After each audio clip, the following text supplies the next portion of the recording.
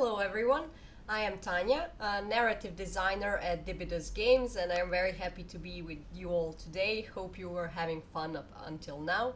But a little disclaimer before I start, I am under a truckload of cold medicine at the moment, so I will try to keep this as short and sweet as possible for my own sake, but I also believe for yours, since this is the last talk in this section today. And I will be turning off my camera so I can edit out all the sneezing and the coughing that will definitely happen. So to quote Maui from Moana, you're welcome. I will talk about our game, The Last Slava, Dibidos Games' debut title, but I also want to show you other Serbian games that have used Serbian cultural heritage. Doing this, I wish to portray the difference between what these games did and what we are trying to do. You can look at it as a showcase of various approaches to creating games related to local culture, so I hope you will get at least a teensy bit inspired. And since this is a pre-recorded video, feel free to jump into the comment section for a chat with me and other members of Dibidos Games. This year, Routledge published the book you see in this slide, and one of the opening chapters is an analysis of a few Serbian video games titled From Vampires to Partisans. The chapter's very name shows that cultural heritage can play a role in both fantastic and realistic settings, enriching them both. But the main idea is that video games, thanks to the rapid growth of the industry and the ever-growing population of players, can be used as powerful tools for popularizing heritage. This, of course, in no way means that these games were created with such a purpose in mind, but it is a secondary goal that they can also achieve, apart from making a bunch of money and providing you with a fun time, of course. I have chosen to talk about some of the games the authors discuss, starting with Mad Hat Games' Pagan Absent Gods. This is an ARPG set in a world of Slavic mythology, and it also includes mythical heroes known from Serbian epic folk poetry and real parts of Serbia that were different in the past, like the Deliblatska Sands, which used to be a desert. The mentioned authors conclude that the story and setting are just an ornament to the gameplay here, and an exotic one at that, recognizing that this was one of the very reasons for the Witcher series' success. However, in Pagan Absent Gods, they find it to be merely a Hollywoodization. The game uses a mythological context only because Hollywood has already done so lucratively, in their opinion. Golf Club Nostalgia, formerly known as Golf Club Wasteland, is one of the more successful indie titles from Serbia. In this game you play golf on the ruins of humankind. Old Yugoslav brutalist buildings and monuments dominate these ruins, allowing the local heritage to become part of the landscape. However, brutalist architecture, no matter how alien it might seem, is recognizable to a global audience. So the game developers chose those parts of our local culture that won't seem so local in the eyes of an average player. The last game I will mention from the study is actually a title created during the Global Game Jam in 2019. Its name, Prokuo, could be translated into English as Overcooked. And indeed, Overcooked is the game that inspired it. The big difference is the setting. The cooking and the serving in Prokuo happen at the Slava. The authors think that the setting isn't understandable to a wider public. Explanation of the customs and the presence of a wider context might have helped this, but the game was made in only a few days, so lacking them is expected. The game my team is creating, The Last Slava, shares the setting of Prokuo, and we wanted to use the opportunity today to see if such a story world would be interesting for you to play, given that you are most probably not that familiar with our local culture. So now I will show you our trailer, which those of you who are live at the event might have already seen, you lucky bastards, And then I will focus on the ways we depict Serbian heritage in our game in the making. So let's watch the trailer.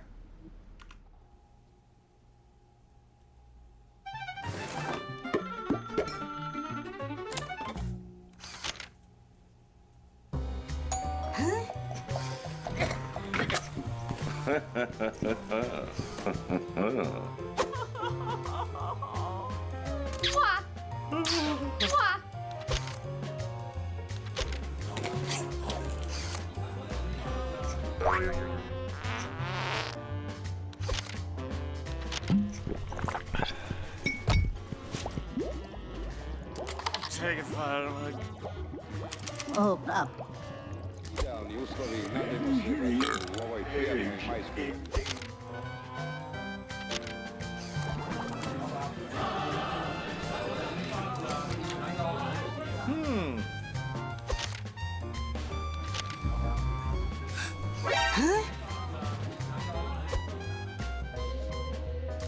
Te Denmark. Two fish. Oh, bravo.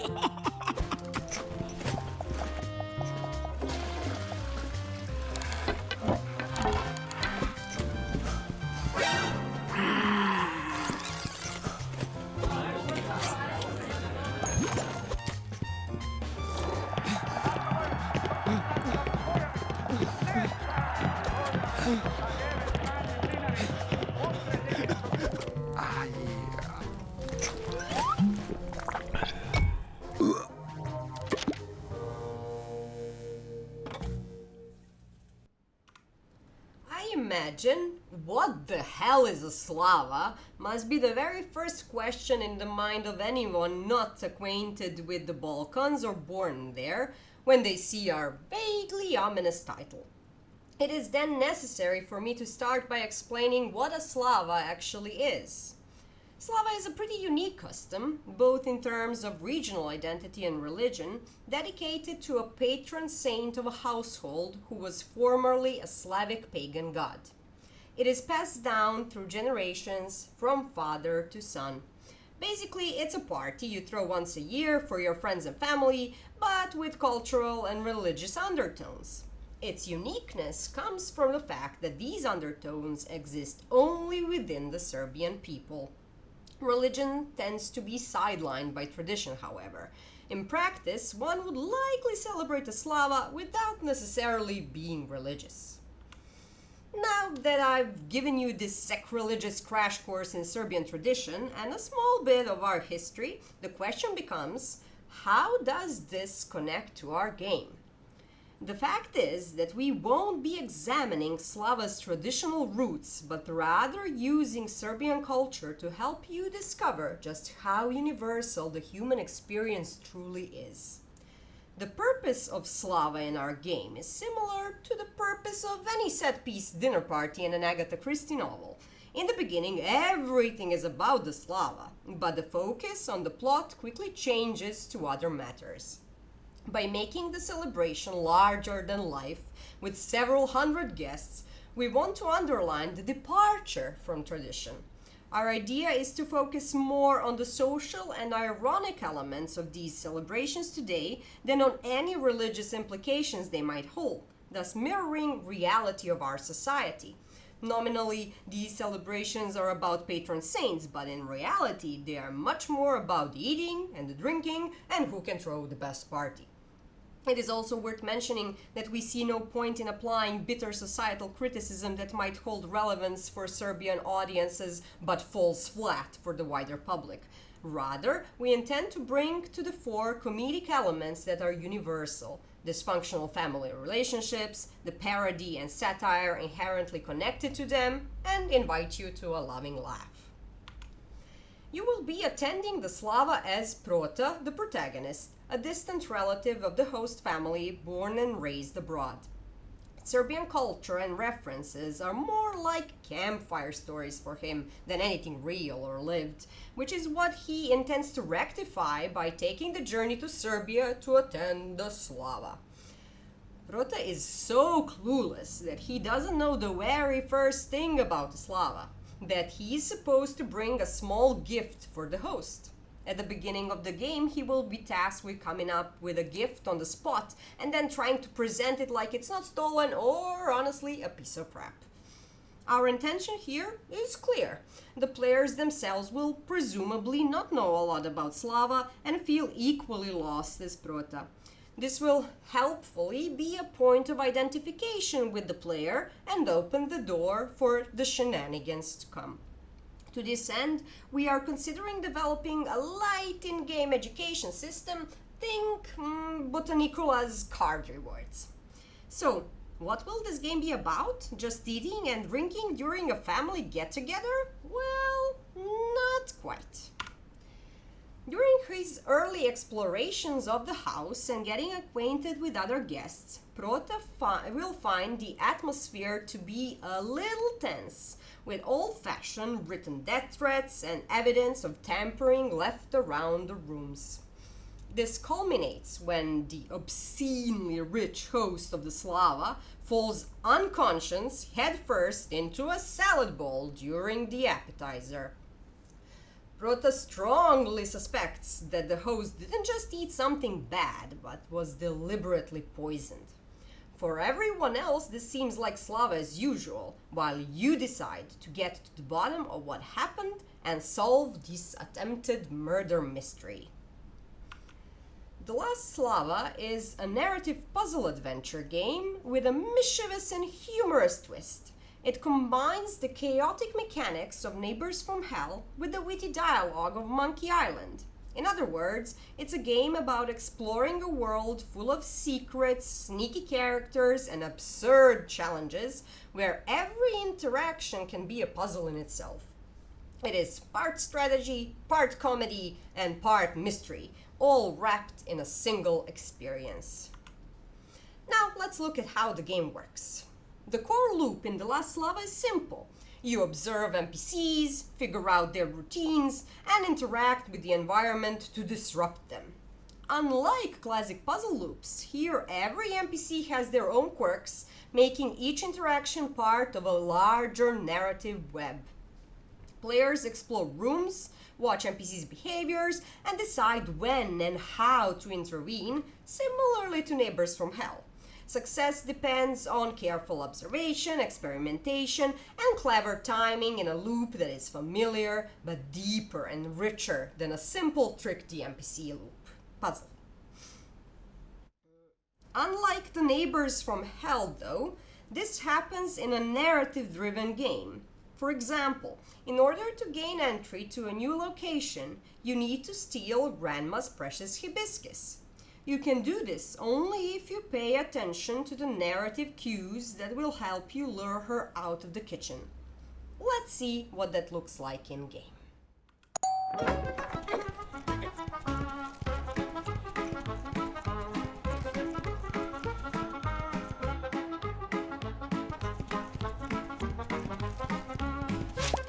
Upload.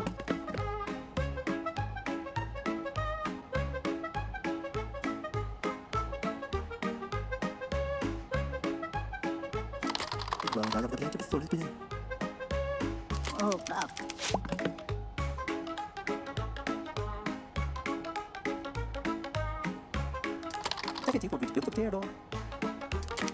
Upload.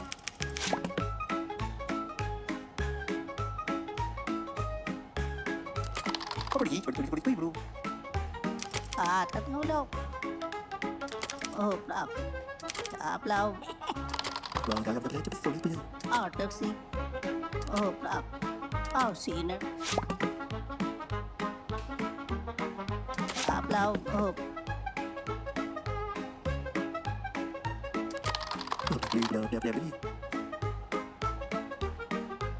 Tell them what.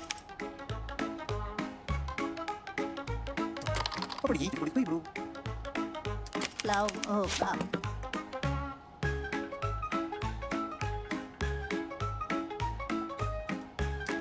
WLG25 Yeah.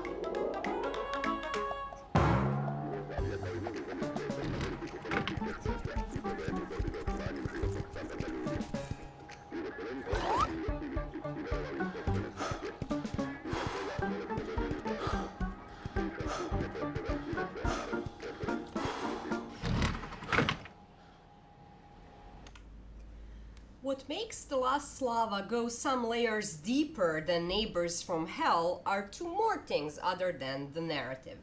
Sure, you have to solve puzzles, that's obvious, but solving puzzles despite your family, now that is a real challenge.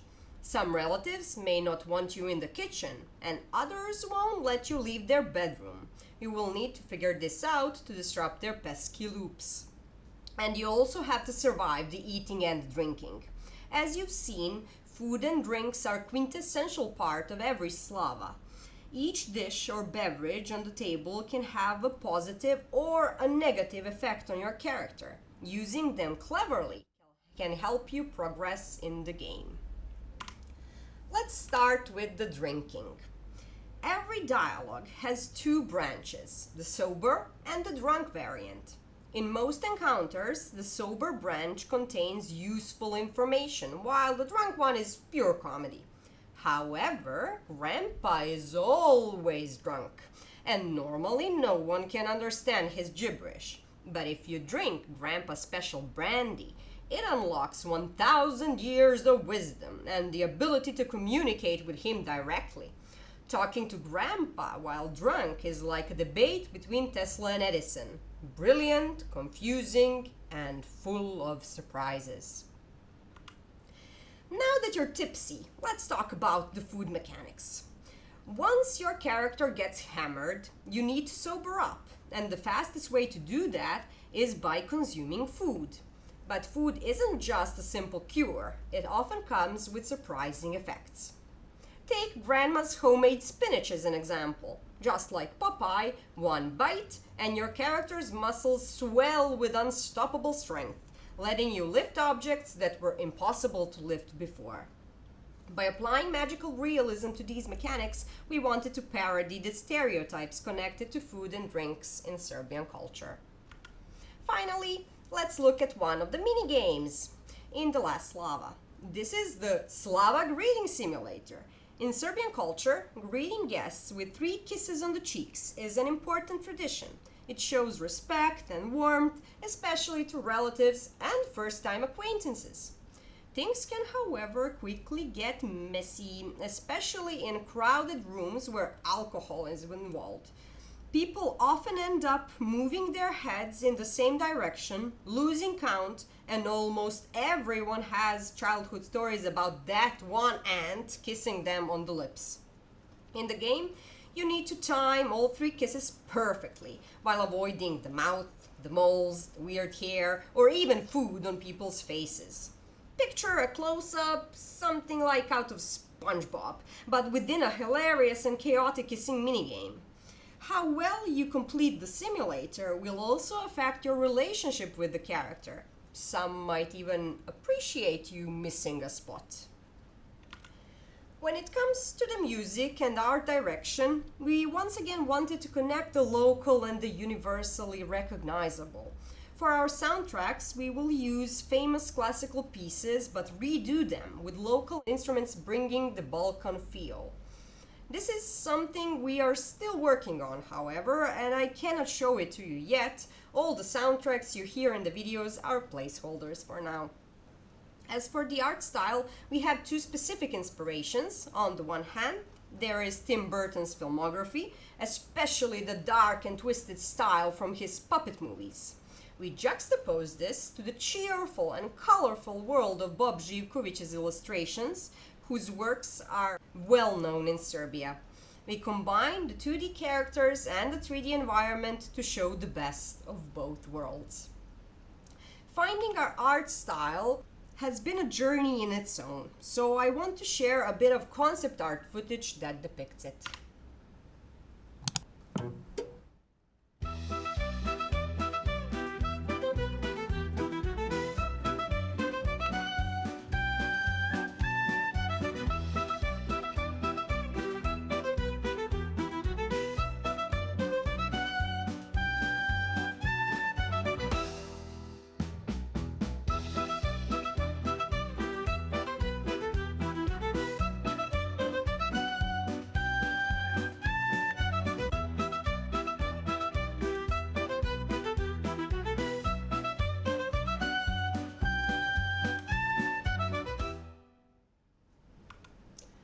now for our production plan. We are currently working on the first playable build that we plan to show to the public in December, hopefully.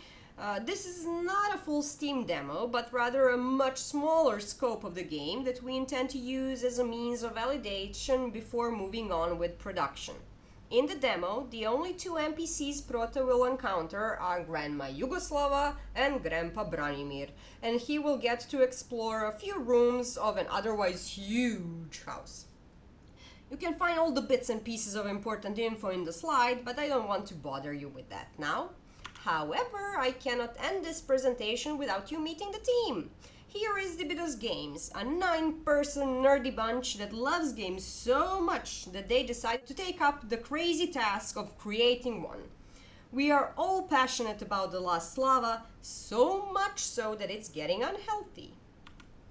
You can follow our progress on our LinkedIn page, and there is also a QR code to the link tree where you can rewatch all the videos I've shown you today and check our other media channels. Especially if you're a publisher, wink wink. And lastly, before I wrap this up, I want to ask you for your invaluable feedback. Making games set in a lesser known cultural context is challenging for sure. We love our project immensely, but that goes without saying. What we want to know is how you feel about it, especially given that this is probably the first time you hear of a Slava. Would you give our game a try? Please scan this QR code and let us know. And of course, we are on We Love Games Discord, where you can ask us anything you want. That's all for today, folks. Thanks for listening, and bye!